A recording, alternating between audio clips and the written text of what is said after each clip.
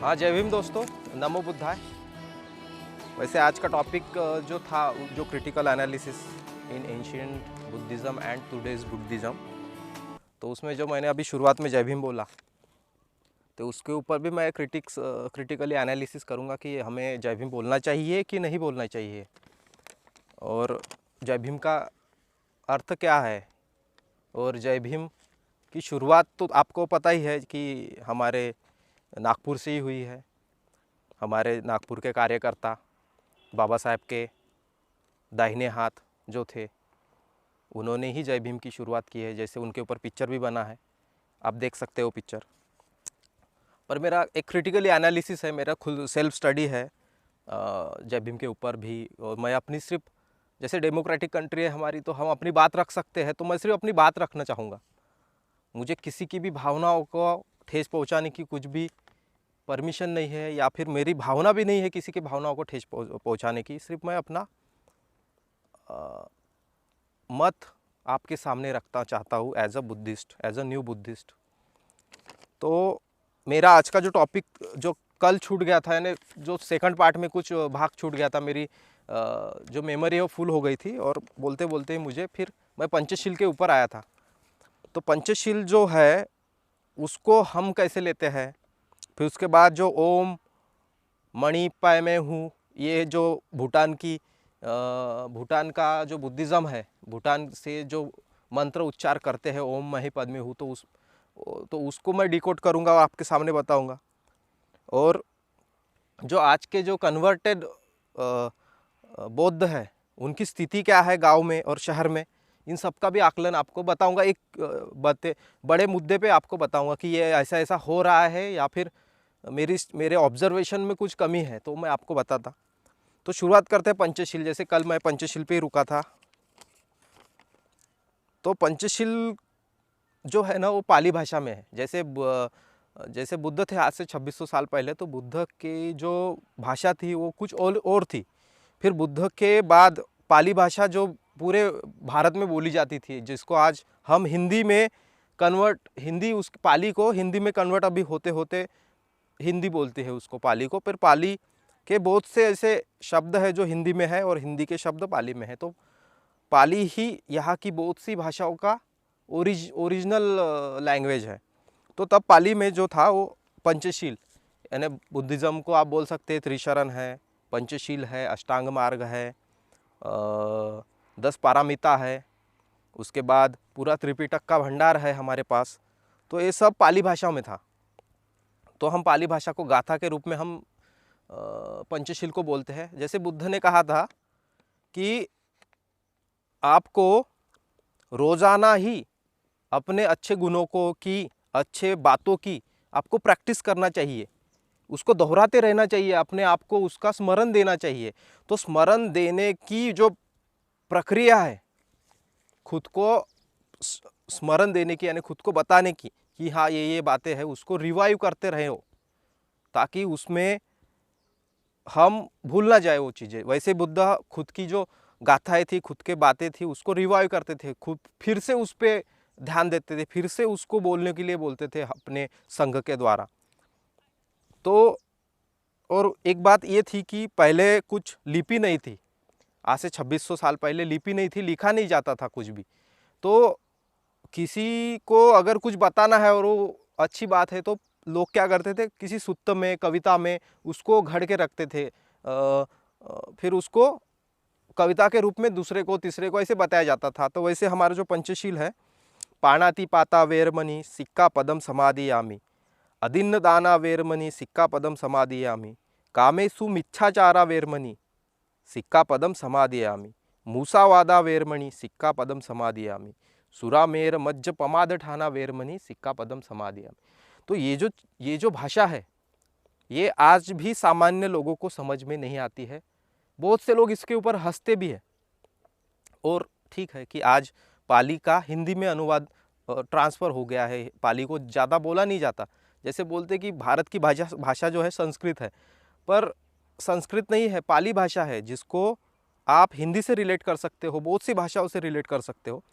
तो ये पंचशील जो है वो पाली में है। तो उसको अगर हम आज मेरे बचपन से ही मैं ऐसे देखा करते थे कि जैसे पानातिपाता है तो प्राणी मात्रा की हिंसा नहीं करना चाहिए। हाँ, और कुछ कुछ लोग मेरे दोस्त बोलते हैं कि तू ये अगर शील का पालन करता है तो तू मटन मच्छी मत खा, क्योंकि उसमें वो प्राणी है। तो उसके ऊपर भी मैं बातें करता था कि हाँ हो सकता है, पर मेरा अभी इनलाइटमेंट हुआ है तो मुझे पता चला है कि क्या उसके पीछे का सत्य है। जैसे अधीन दाना वेरमनी, तो बोलते थे कि चोरी मत करिए, काम भावना में मत लिप्त रहिए। तीसरा था कि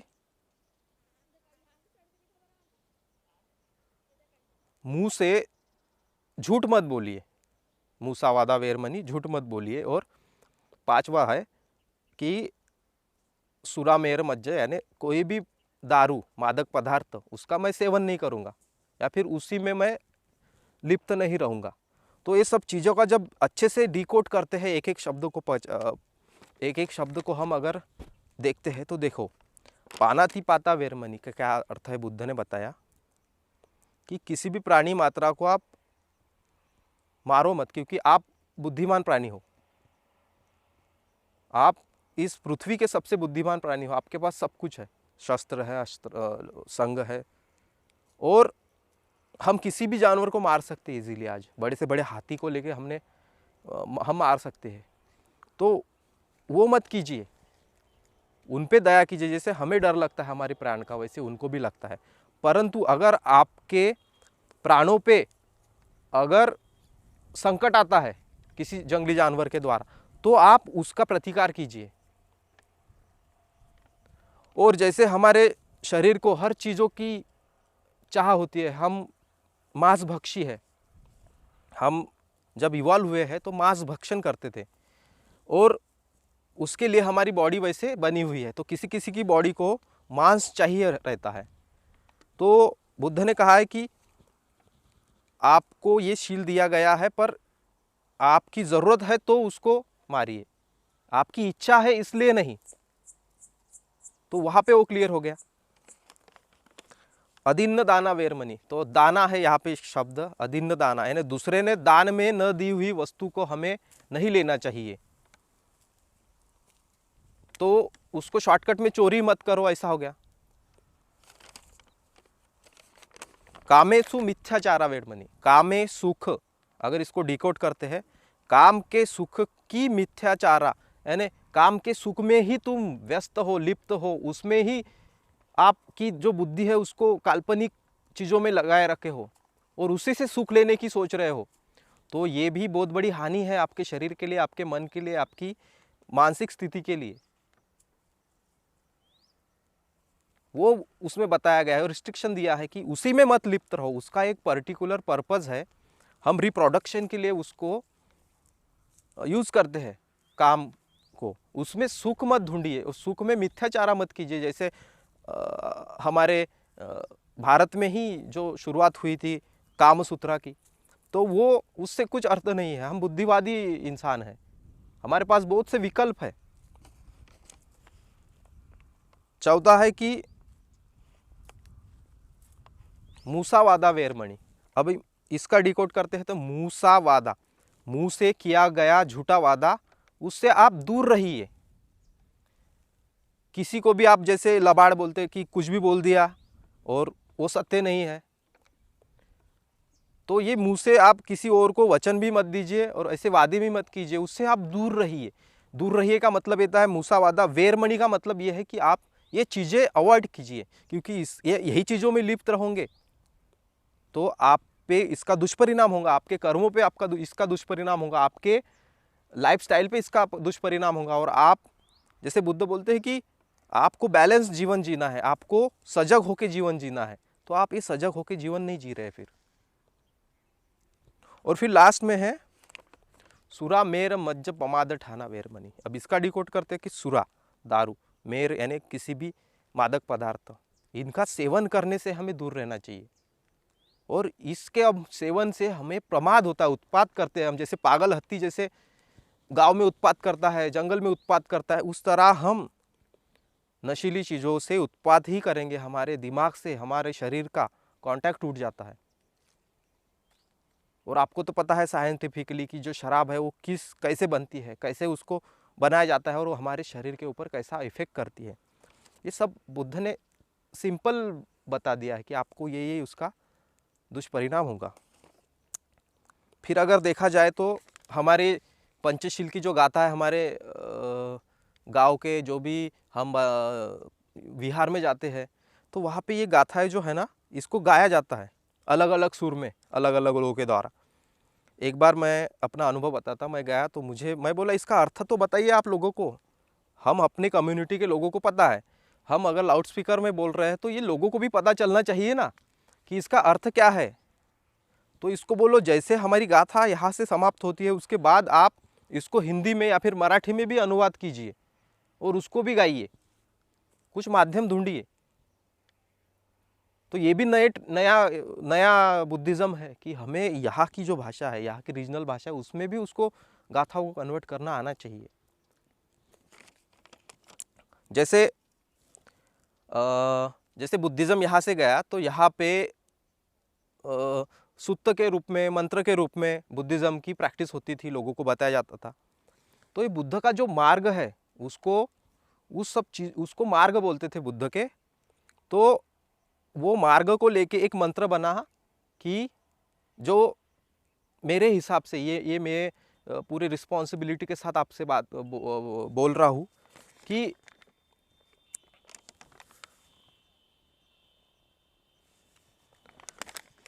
देखो, यहाँ पे बुद्ध की गाथाओं को ऐसे बाद में प्रचलन मिला कि ये मेरा हाइपोथेसिस है और मुझे इस पे 100% तो है कि ये होगा, यही हो सकता है, या फिर अगर कुछ मेरा अध्ययन में कुछ कमी रहती है आप मुझे कमेंट करके बोलिए कि ये गलत हो सकता है। और मुझे पता है ये वीडियो हम रहेगा, ज़्यादा देर रहेगा और इस वीडियो को मुझे डिलीट करने की कोई ज़रूरत नहीं रहेगी। तो आपको अगर लगता है कि ये गलत बोला या फिर सही बोला तो आप कमेंट करके मुझे बताइए, मैं आपसे वार्तालाप कर सकता हूँ। तो भारत से ही बुद्ध के मार्ग को पद बोलते थे कि बुद्ध के जो भी मार्ग है, त्रिशरण, पंचशील, अष्टांग मार्ग, 10 पारमिता, त्रिपिटक में जितने भी सूत्र है, जितने भी नियम है, उसको मार्ग बोलते थे। अब इसकी गाथाओं में ऐसे परिवर्तित हुआ कि आज हम भूटान की गाथा सुनते हैं, भूटान तरफ जो भी बुद्धिज़्म फॉलो किया जाता है, ही महायान, वज्रयान, तंत्रयान, इनमें से कोई, तो उसमें क्या है कि ओम मणि पणमे हूँ ऐसा मंत्र है, ओम मणि पणमे हूँ ऐसा मंत्र है, वो गाते हैं। तो आप, मैं सुना भी देता आपको थोड़ा सा।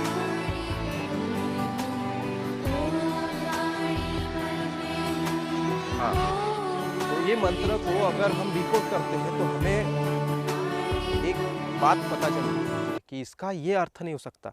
जैसे भाषाएं बदलती है कुछ किलोमीटर पे, वैसे हमारा उच्चारण करने की क्षमता भी बदलती है कुछ किलोमीटर पे। तो जैसे यहाँ पे अगर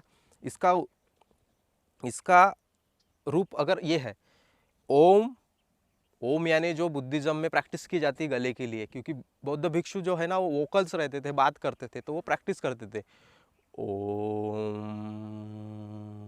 तो इससे डीप आवाज़ निकलती है। मैं ही पद में हूँ, तो ये जो पद वाला गाथा है उसको बदल बदल के आज हमें सुनाई देता है कि ओम मणि पैण में हूँ। पर मुझे ऐसे लगता है कि इसका जो रूट है ना वो ये है कि ओम मैं ही पद में हूँ, और इसको ऐसे गाया जाता था कि ओम मैं ही पद में हूँ, ओम मैं ही पद में हूँ। तो यहाँ से वो ऐसे कन्वर्ट हुआ है। और पद यानी बुद्ध का मार्ग। तो ये एक क्रिटिकल एनालिसिस है मेरा कि कैसे बातों को, शब्द को अपने अपने हिसाब से ढाल लिए लोगों ने और गाथाओं में उसको रखे हैं और उसका अर्थ डिकोड नहीं कर पा रहे हैं कि ये है वो ओम मणि पण में हूँ नहीं है, ओम मही पद में हूँ मेरे हिसाब से। अभी मुझे पता नहीं कि जो तिब्बती भाषा है या फिर कुछ और भाषा है, पर ये कहीं ना कहीं मुझे सिमिलर लगी पाली भाषा से। अब दूसरा, मैंने शुरुआत में बोला था आपको कि मैं जय भीम बोला, या फिर मैं जय भीम बोलना चाहता हूँ या फिर बोलना चाहिए मुझे पता है कि हमारे कम्युनिटी के लिए जय भीम का अर्थ क्या है। अगर आप जय भीम नहीं बोलते दूसरे को तो वो आपको रिस्पेक्ट नहीं देते, ये हमारे कम्युनिटी में है। और हमें बाबा साहेब ने बुद्धिज़्म दिया है, तो बाबा साहेब ने कहीं पे भी लिख के नहीं रखा कि जय भीम बोलो, पर बाबा साहेब ने बुद्ध धम्म दिया है। और बुद्ध धम्म का जब मैं अनुकरण करता हूँ, जब मैं उसकी स्टडी किया तो मुझे एक मिला धम्मपद पे, डॉक्टर भदंता आनंद कौशलयन का है धम्मपद, और 15वां जो पाठ है उसका, और पेज नंबर है 32, और सुखवग्ग है, सुखवग्ग का सूत्र है 201। तो उसमें मुझे एक धम्मपद की गाथा मिली जिसको बोलते हैं, जय वेर पसवती दुख सेति पराजितो, उपसंतो सुखी सेति हितवा पराजय। विजय जो है वो विजय अविजय को उत्पन्न करता है, वैर को उत्पन्न करता है, दुख को उत्पन्न करता है। अगर एक व्यक्ति विजयी होता है तो जाहिर सी बात है दूसरा तो पराजित हुआ होगा, तो दूसरा व्यक्ति जो है वो दुखी रहता है। जय, ये शब्द पे ध्यान दीजिए। और जो जय और पराजय को छोड़ दिया, जैसे भगवान बुद्ध ने जय पराजय को छोड़ दिया, तो वो इंसान सुख की नींद लेता है। तो मुझे लोगों से पूछना है कि अगर हम जय भीम बोल रहे हैं तो उसमें जय है, तो क्या हम सिमिलर नहीं है कि जय श्री राम, इनका वो अपभ्रंश है? या फिर ये सिमिलर नहीं है कि हमारे बाबा साहेब की जय? अगर हमारे बाबा साहेब की जय है तो दूसरों किसी और की तो मुर्दाबाद होगा ही। पर बुद्ध ने एक मार्ग दिया है। बुद्ध बोलते हैं कि नमो नमो बुद्धाय, बुद्धा यानी आपकी बुद्धि को नम, शरण जाइए, अनुसरण कीजिए, नमिए, यानी जो नमस्कार है भारत का वो दिया है बुद्ध ने। जय जय करके जो हम नारे लगाते हैं, नारे लगाने से हम अपना डोमिनेंस दिखाते हैं दूसरों पे, हम दूसरों को उठाते नहीं हैं, हम उनको सहारा नहीं देते हैं, हम उनको दबाने की कोशिश करते हैं। मुझे ऐसा लगता है कि हमें जल्दी से जय भीम से अभी शिफ्ट होना है नमो बुद्धाय पे, और हमारे बुद्धिस्ट लोगों की नमो बुद्धाय पहचान होना चाहिए। आजकल बहुत से लोग बोलते हैं, पहले तो ये सत्य है कि आपको कैसे पहचाना जाता था, हाँ दुकान गए, एसी कलर दो, दूसरा महार, अच्छा ठीक है, जय भीम वाले हो, ठीक है। पर मैं बोलता हूँ अगर यही चीज़ें बुद्ध बोले नमो बुद्धाय वाले, अच्छा, तो अगर ये होता है साइकोलॉजिकल कन्वर्शन कि कैसे हमारी दूसरों की सोच हम बदलते हुए देख सकते हैं। हमें तो कुछ भी मान सम्मान नहीं था समाज व्यवस्था में। फिर हमें लोग अगर देखते हैं, बहुत से लोग हमें देखते हैं कि बुद्धिस्ट हो, अरे बुद्ध वाले तो बाहर के हैं और वो कितने शांत प्रिय और सुखी लोग हैं, आप कैसे बुद्धिस्ट धर्म ले लिए? उनको लगता है कि ईसाई धर्म जैसा ही बुद्धिज्म है कि इन्होंने ले लिया। तो लोगों का अपभ्रंश है, उनको नहीं पता कि क्या है इसके पीछे की थ्योरी, कैसे बुद्ध अपने ही है और बुद्धिज्म क्या है। ये इंटेलेक्चुअल लोगों का, जिनके पास अपने बुद्धि का इस्तेमाल करने की क्षमता है, उन लोगों का मार्ग है नेचुरली। अगर कोई ये मार्ग साधारण लोगों को भी देता है तो उनकी भी साइकोलॉजिकल इंटेलेक्चुअल लेवल बढ़ेगा, उनका बौद्धिक लेवल बढ़ेगा अगर उनको ये मार्ग पता चलता है। बुद्ध बोलते हैं ना कि आपके दुखों का कारण क्या है? आपकी अविद्या, आप अज्ञानी हो इसलिए आप दुख में हो, और दुख से मुक्ति के लिए आपको विद्या अर्जित करना चाहिए। ये बुद्ध का मार्ग है। इसलिए बुद्ध ने सामान्य लोगों के लिए विद्या का द्वार खोले हैं। बुद्ध ने खुद की विद्या दूसरों को दी है। एक इंसिडेंट है कि एक ब्राह्मण आता है, बोलता है कि आप कौन हो, आप क्यों हमारी जो वर्ण व्यवस्था है उसमें खलल डाल रहे हो? विद्या जो है वो ब्राह्मण का ही हक है, और ब्राह्मण चाहेगा उसको देगा, और चाहेगा तो किसको? 3 वर्णों को शिप, एक ब्राह्मण वर्ण, ब्राह्मण को, क्षत्रिय वर्ण को थोड़ा सा, और क्षत्रिय को हमारी मर्जी के हिसाब से। पर बुद्ध बोलते हैं जिस तरह हमें खाना खाने की जरूरत होती है उस तरह हमारी बुद्धि को, हमारे जीने को, हमारे सोशल चीज़ों को ज्ञान की भूख होती है। ज्ञान सबके लिए खुला होना चाहिए, ये बुद्ध का कहना है। और उन्होंने उस चीज़ पे बोला ही नहीं, कार्य किया, और अपने जीवन में 40 साल तक वो ज्ञान देते गए। धम्म, धम्म यानी ज्ञान है, धम्म दान करते रहे। सबसे बड़ा दान अगर कोई है बोलता है बुद्ध, तो अपना ज्ञान को दान कीजिए, धम्म दान। तो ये है क्रिटिकली एनालिसिस। और आपको अगर कुछ डाउट है तो मुझे कमेंट कीजिए।